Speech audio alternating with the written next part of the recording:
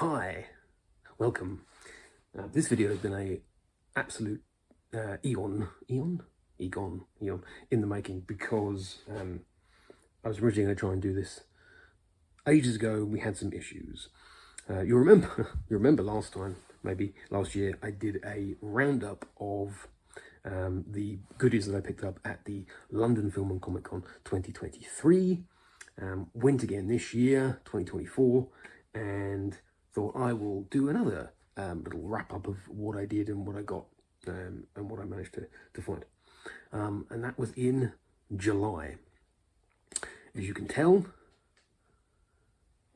it is no longer July. And in fact, this is no longer relevant because the big day has been and gone. However, that's how long it's taken. I've had some technical issues and some other issues. Actually, they're all technical. But yes, technical issues galore. So now we're finally diving back in with this. I apologise for it taking so long.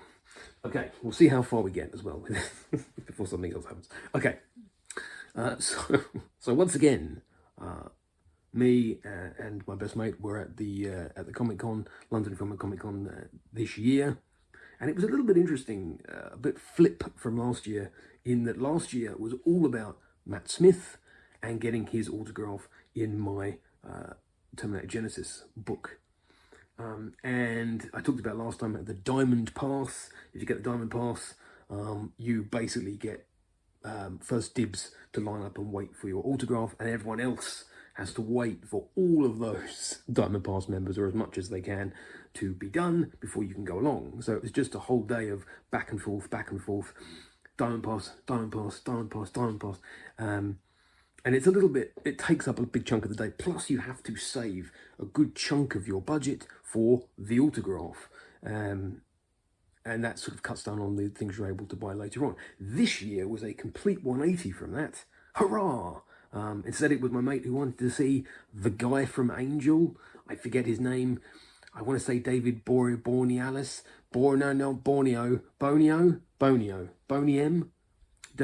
David Angel. I think is a magician, but yes, him. David Angel absolutely was not there. But yes, David Angel was there. So this time it was all about him. It was all about going up to see if he was there. Meaning I had more time, more budget, and all the stress was taken away, which was lovely. There were a couple of people I wanted to see, but as we found out, they were nice and stress-free. There wasn't a big queue. There wasn't a big hoo-ha about it. And one of them, I literally just strolled up and got it signed. Really, really nice. So yeah, it was a completely different and far more chilled experience this time, which was awesome. We went on the Sunday, which is the third day, final day. We did find this year it was getting a little bit quiet by the Sunday, as if, you know, some stalls had already wrapped up for the weekend, and it just felt, it did get busier as we moved on, but it felt like a large portion of the arena or of the building had been shut off without anything there, whereas last time we definitely felt like there was more to see. But it did get busier as the day went on, so we'll see what happens in the next year and beyond as to how they continue, and whether we'll be back to a bigger layout next year. We shall see. But yes, so predominantly my experience revolved around two people that I wanted to see. One was Marina Sirtis, i.e. Counselor Troy from Star Trek: The Next Generation. She was a lot of people's first crush. I don't think she was my first crush, but I was aware of Counselor Troy. And then the other was a guy who played the Predator in a couple of films. He's a sort of, not quite a go-to, but he has experience, he's huge, and sort of has popped up in a couple of films, and he knows what he's doing in terms of mannerisms and stuff. So he was there, which was great. So off we went, and amazingly enough, as opposed to David Borealis, Marina Sirtis and this guy who was called Kyle Strauss sounds weird. Kyle, we're actually just on the same corridor. So we stumbled upon Marina Sirtis, and there was a small queue, and she was really chatty, and she was chatting with people in front. Before I get on to Kyle's, saying his name is Kyle Strauss is incredibly wrong, so I'll just call him Kyle. Before we go on to Kyle, the really notable thing about Marina Sirtis was she did not sound anything like I expected her to. You know, when you think of her voice as Councillor Troy, maybe a little bit of an accent, and she had this booming voice, and she was just like really friendly. The people in front were talking about football, which was obviously an interest to her. I say obviously because she went off on the topic, and she was like, "What? I can't even fake football talk," but she was very much like, you know, yeah, well, that's amazing. How have they done that? Blew my mind. Amazing, just amazing. Not what I was expecting at all. So cool. Unfortunately, I didn't have that level of conversation with her because I don't, you know anything about football. Really, apart from that there is a ball and 2 teams. So, you know, it wasn't quite as chatty with us, but she was very friendly, very, very happy. I took my only Star Trek book that I had, which thankfully is a Star Trek book, Star Trek The Next Generation. This is from the Q Continuum series called Q Space. I'll just have a little look from 1998, which is the same year, of course, as Star Trek Insurrection was released. So I gave her that. We had a little chat, and she signed it. All my best, Marina Sirtis. Amazing. Very, very happy with that. So that was really, really cool and super easy. You know, like 2 people in the queue, no big problem with Diamond Pass and all that sort of stuff. Got this signed. Really, really nice. Thank you, Marina. That was awesome. Really, really pleased. And then we continued down the corridor and just stumbled upon Kyle the Predator. And he was just him, a table, and the person that was with him. You know, they all have an aide to assist in the transfer of money, and so they don't get lonely and, you know, attacked.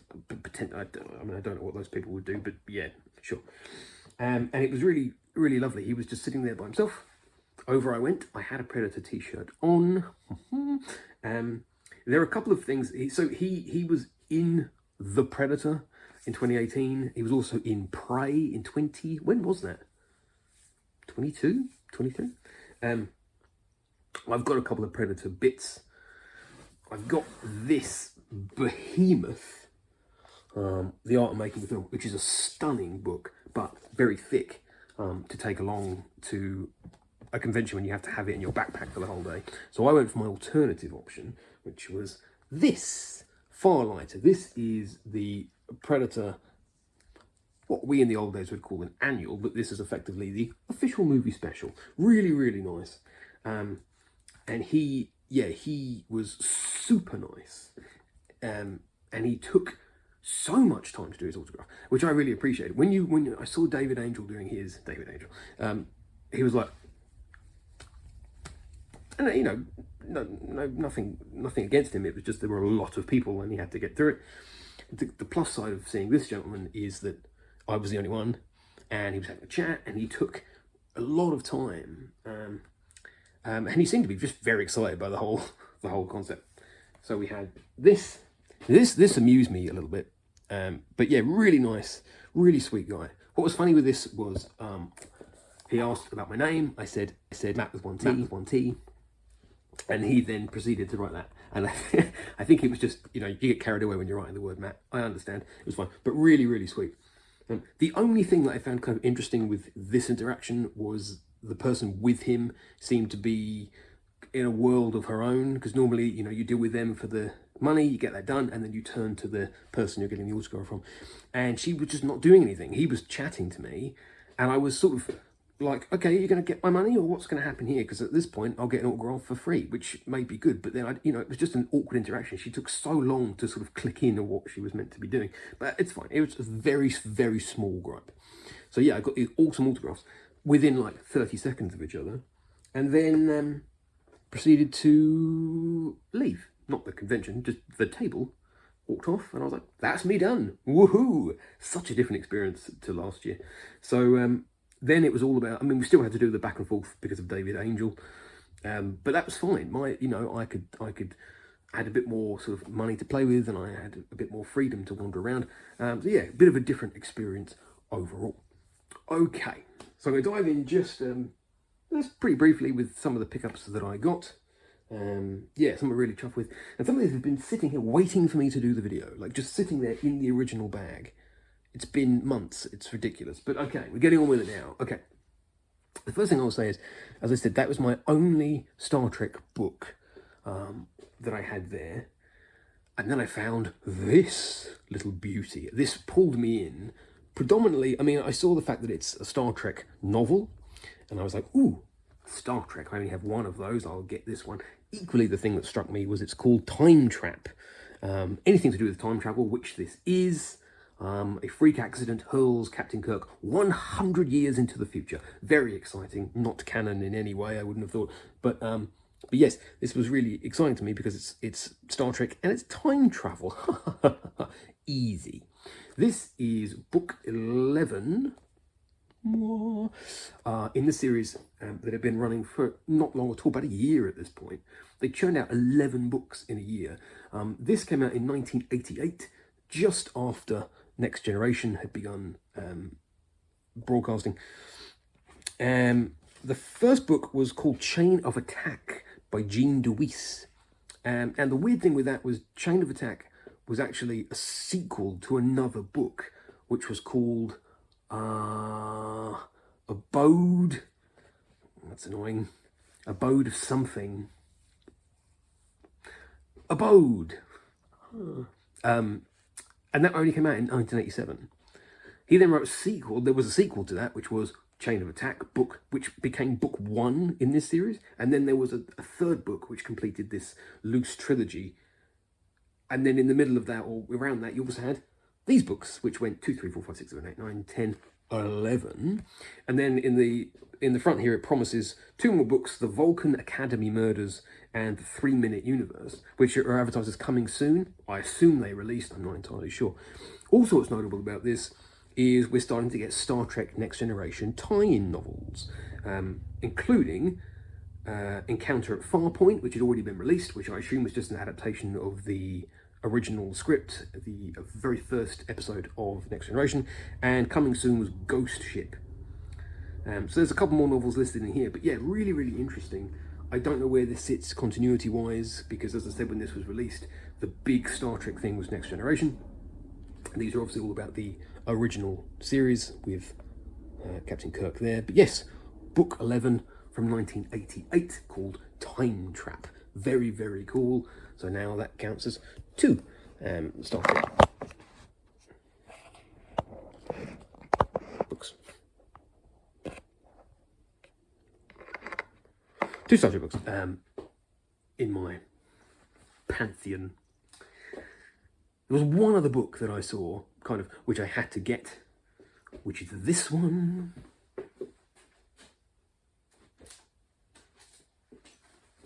Okay, I actually saw something like this last year, and I didn't get it. It's this beauty. One of the tie-ins for the real Ghostbusters. This one was released, I think, 1989, which would have been the same year as Ghostbusters 2. And I had to have it. Now, the other annual that I have has the name on the spine. This one does not.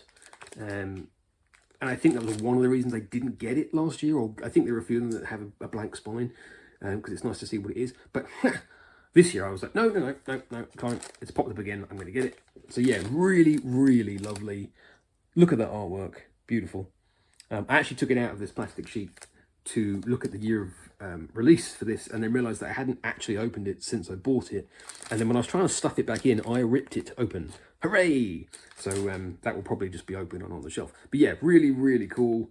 Very, very, very happy with this. This notably was £2.95 on its original release, which is the same price as Time Trap, I think. Released roughly the same time. But yeah, so real Ghostbusters, awesome, very happy, cool. Okay, some other things. We're going to dive now into one of the biggies. This reminds me of one of my first Terminator purchases, which was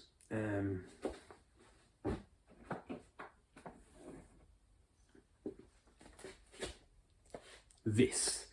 This was my very, very first Terminator game. One of the very first things I just saw Terminator on independently, went, and bought it. I've had this for years. This is the Mega System game from '92, I believe. Yeah. I bought this without owning a Mega System, a Master System, or anything like that of that era. I grew up on PlayStation. This is completely beyond me. But I saw it, I was like, I have to have it, and I bought it, and then a little bit later bought a Master System 2, so I could play this. So this was very much in my mind when I bought this. This is a Japanese laserdisc of the original film.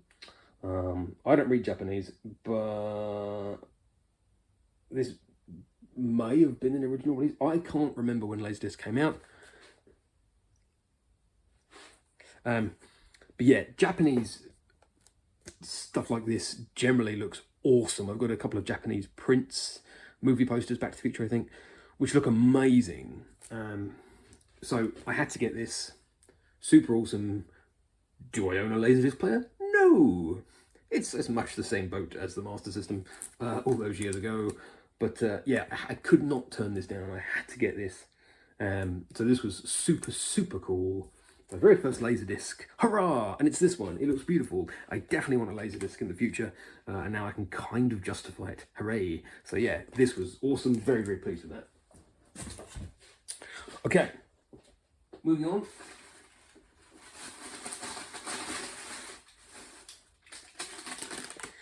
This was really cool. There was a pack of Ghostbusters. Very, very happy with these. And I've been slowly trying to build up the collection. At the moment I have just Peter Venkman, which I bought... How much is this? This was £20 at the convention. I bought a Peter Venkman figure for £8, which I know was overpriced. But I saw it in a little, you know, bric-a-brac shop. And I was like, I've got to have that. And I think she knew that I wanted it. She's like, £8. I was like, oh. But he sits really nicely in the Ecto 2. And then I saw these, and I was like, these are amazing. So obviously we've got Winston, we've got Ray with his goggles, and we've got Venkman. I think these are all the scare range, where they all had some sort of scare action. You can see Venkman's eyes are popping out. And also it says here, Free Boglin? Free Boglin. Now, Boglin, I think, was its own thing, wasn't it? I'm sure it had the Boglin puppets. That's not a Boglin. I think that's actually a Ghostbusters ghost, when they came with little things that you could capture. But yeah, super chuffed with these. No, they've been sitting in the pack since July. It's ridiculous. But yes, these, awesome. Very happy with these, and they will go very nicely on the Ghostbusters shelf. So very, very cool. Then we go back to the big game. Boom. Yeah, let's not mess around here. Terminator. This is from NECA. Is it NECA or is it NECA? It's NECA, right? It's NECA. Correct me if you wish. This is awesome. I try and keep an inventory of all the Terminator stuff, all of the Schwarzenegger stuff that I own. And sometimes I see something and go, that's amazing, and then realise I've already bought it years ago. That is the problem with collecting too much. But this, I am 99% certain I do not own, or did not own. This was from 2015, so we're talking Terminator Genesis-ish. Lovely display box here. Whoa, reflections galore. Yeah. But yeah, just amazing. Look at that. Look at him with his shotgun. You've got, and there are some insane pieces of additional material here. We've got the secondary arm. We've got the shotgun. We've got 3 interchangeable heads. We've got the 45 hardballer. And notably, we also have another hand and the tools, shall I say, or some of the tools, for the surgery scene. It's just absolutely insane. We've actually got some reflections. We've got some shots here of recreating that. Stunning. I think this is one of the last things I bought. I was like, yeah, I've got to get that. Beautiful thing here. and I am in the middle of some sorting, and I would like to get this all done and start actually putting these things out rather than just having it in a bag for 4 months, 6 months. But yeah, an amazing thing here. Very, very chuffed with that. Thank you, NECA, NECA. T-shirt, which is standard. Usually the t-shirts at these things, I don't get till the very end, and then they don't have my size, so I end up with something that's really small. This I think was pretty decent, and I don't really want to open it, but you can see here it is a Back to the Future t-shirt, which seems to say powered by flux capacitor. So really chuffed. I've been slowly building up my Back to the Future stuff over the years, including clothes. I got some socks for my birthday, so this is very cool. Really, really nice. Love it. And then I think that's it. No, there are a couple more. But I did get this. This is really cool. Always look at the comics. There's always loads of comics here, and there's always an absolute surplus of DC and Marvel. I'm always looking, obviously, for Terminator comics and Schwarzenegger related comics generally, and often there isn't really that much. I again have an inventory of the comics that I have as far as I can tell, and I managed to stumble upon this. This is from the original Now run. This is issue 10, which I do not have. I believe it's from 1989. Lots of things from sort of 88, 89 here. Best decade. So yeah, really, really cool. I've never even seen this one before. It looks amazing. Just look at the artwork on it. I love these. The original Now comics have definitely got a certain style. They've got a real soft spot in my heart. These are beautiful. So yeah, super, super, super chuffed with these. So that was a really lovely find.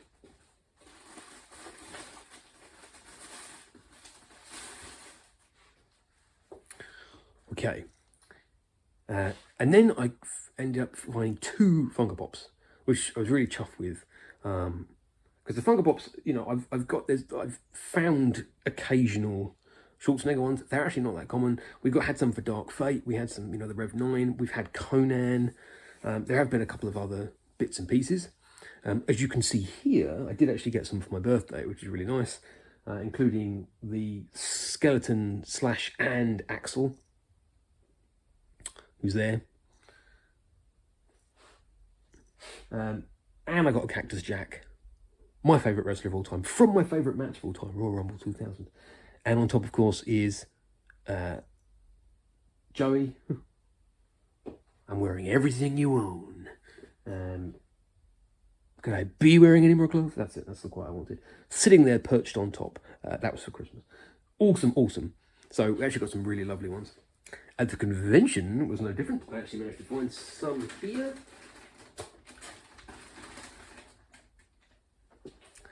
First one is this beauty. Here he is. Yes, it's Mr. Gruber himself, Hans. Looking stunning here, might I say. We're complete with pistol and radio. Looking very smart.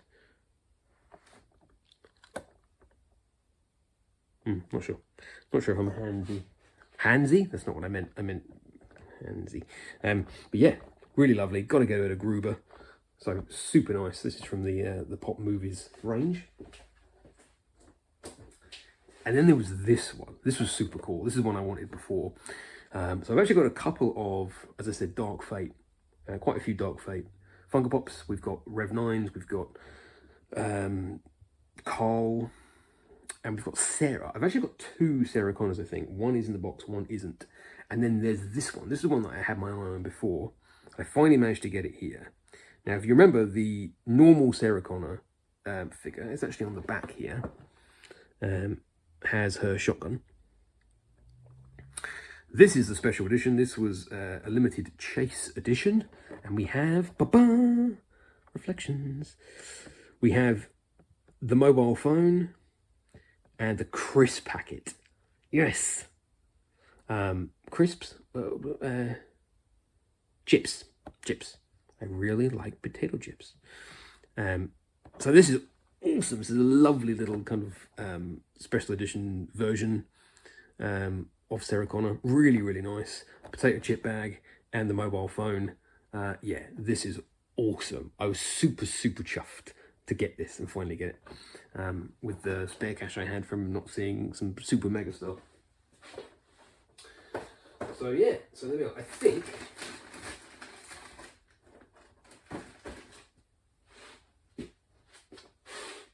think that's it. I've picked up other bits that weren't from the convention, you know, all sorts of other bits and pieces as we've gone along. But that is the, they are the primary things from the convention. Finally done it. What was it? What did I say? 5-6 months later. So yeah, so here we are. So cool. Thank you very much. We're here at last. Wonderful. Thanks for joining me on this ride through predominantly 80s convention goodies. And we'll see you next time. Thanks, 80s.